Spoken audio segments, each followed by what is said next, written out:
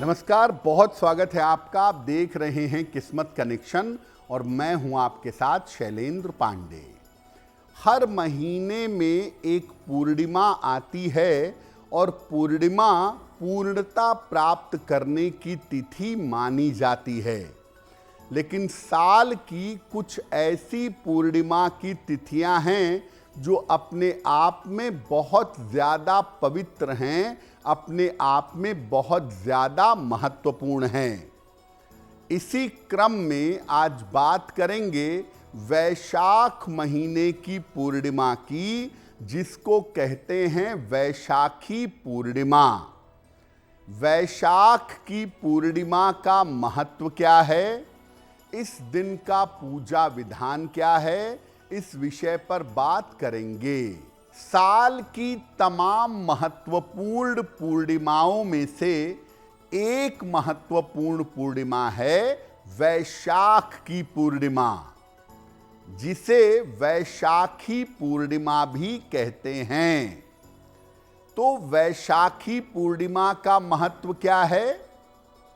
वैशाख शुक्ल पक्ष की पूर्णिमा को वैशाखी पूर्णिमा कहा जाता है और वैशाखी पूर्णिमा को श्री हरि ने, भगवान विष्णु ने कच्छप अवतार यानी कछुए का अवतार लिया था।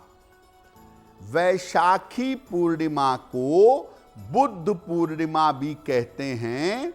इसी दिन भगवान बुद्ध का जन्म भी हुआ था, बुद्धत्व की प्राप्ति हुई थी और उनको निर्वाण भी प्राप्त हुआ था। वैशाखी पूर्णिमा पर अगर आप आराधना करते हैं, साधना करते हैं, दान करते हैं, तो भगवान विष्णु की विशेष कृपा आपको प्राप्त होती है। वैशाखी पूर्णिमा पर दान और ध्यान करने से चंद्रमा मजबूत होता है, मन की और जीवन की तमाम समस्याएं दूर हो जाती हैं।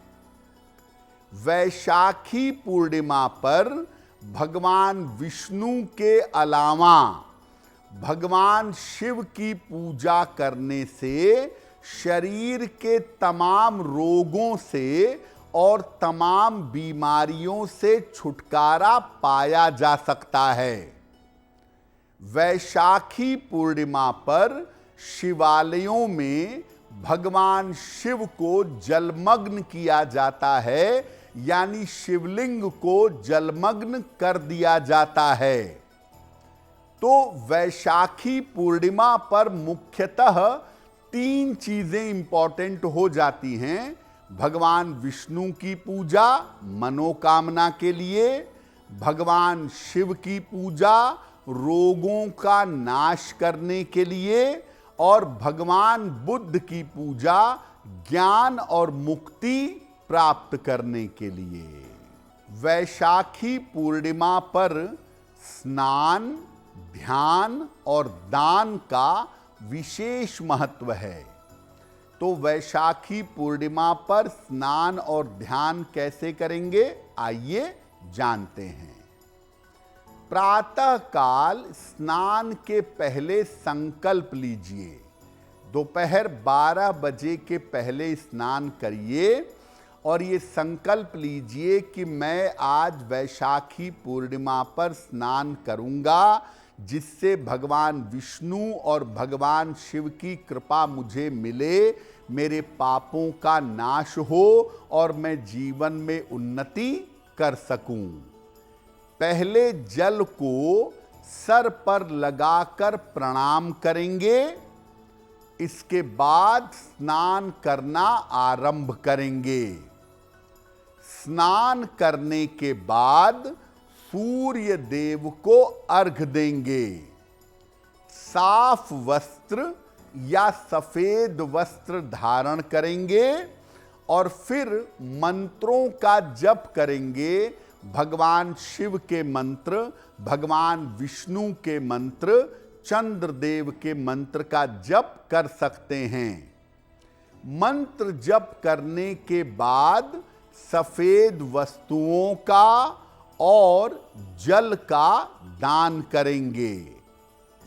चाहें अगर आप तो वैशाखी पूर्णिमा पर जल और फल ग्रहण करके उपवास भी रख सकते हैं। तो वैशाखी पूर्णिमा पर वैसे तो पूरा दिन ही पवित्र है, आप कभी भी साधना करें, कभी भी मंत्र जप करें, लेकिन पूर्णिमा का फायदा होता है रात्रि के समय में। तो रात के समय में आप भगवान का ध्यान करें, मंत्र जप करें, अपनी प्रार्थना करें, तो उसके परिणाम ज़्यादा बेहतर होंगे। अब जानते हैं कि वैशाखी पूर्णिमा पर कौन से विशेष काम करना आपके लिए बेहतर होगा। देखिए, अगर आप वैशाखी पूर्णिमा पर भगवान शिव की उपासना करें, शिव मंदिर में जाकर जल अर्पित करें और नमः शिवाय का अधिक से अधिक खूब जप करें इस दिन, तो स्वास्थ्य की और मन की समस्याएं दूर होंगी। वैशाखी पूर्णिमा पर भगवान विष्णु की उपासना माता लक्ष्मी के साथ करनी चाहिए। श्री हरि की उपासना माता लक्ष्मी के साथ करें।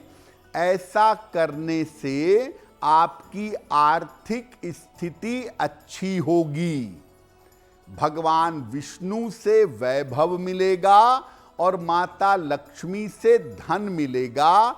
आपकी आर्थिक स्थिति अच्छी होगी, धन का लाभ होगा।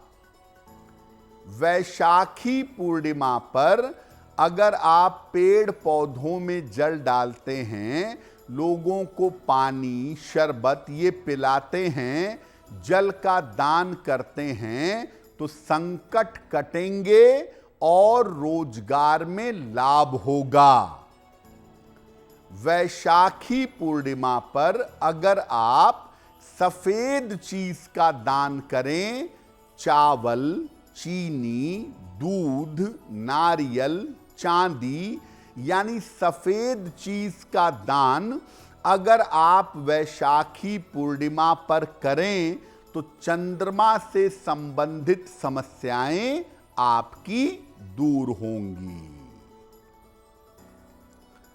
आपको पहले ही हमने बताया है कि वैशाखी पूर्णिमा पर रात के समय में अगर आप मंत्र का जप करें, ध्यान करें, प्रार्थना करें, तो उसके प्रभाव बड़े बेहतर होते हैं। तो कौन कौन से मंत्र का जप आप वैशाखी पूर्णिमा पर कर सकते हैं? पहला मंत्र चंद्र का मंत्र है। ओम श्रांग श्रीं श्रौं सह चंद्रमसे नमः। ओम श्रांग श्रीं श्रौं सह चंद्रमसे नमः। दूसरा मंत्र है ओम सोम सोमाय नमः। ओम सोम सोमाय नमः। तीसरा मंत्र है ओम ह्रीं श्रीं लक्ष्मी वासुदेवाय नमः। ओम ह्रीं श्रीं लक्ष्मी वासुदेवाय नमः। और अंतिम मंत्र जो आप वैशाखी पूर्णिमा पर खूब जप करें, वो मंत्र है नमः शिवाय।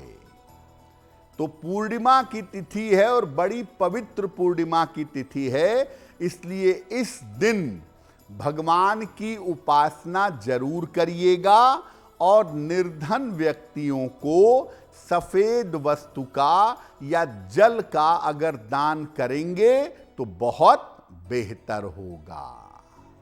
अगर आप मुझसे जुड़ करके अपनी समस्याओं का समाधान चाहते हैं और चाहते हैं कि आपकी समस्याओं को ज्योतिष के माध्यम से सुलझाया जाए, तो आप हमसे संपर्क कर सकते हैं, जुड़ सकते हैं एस्ट्रो तक पर।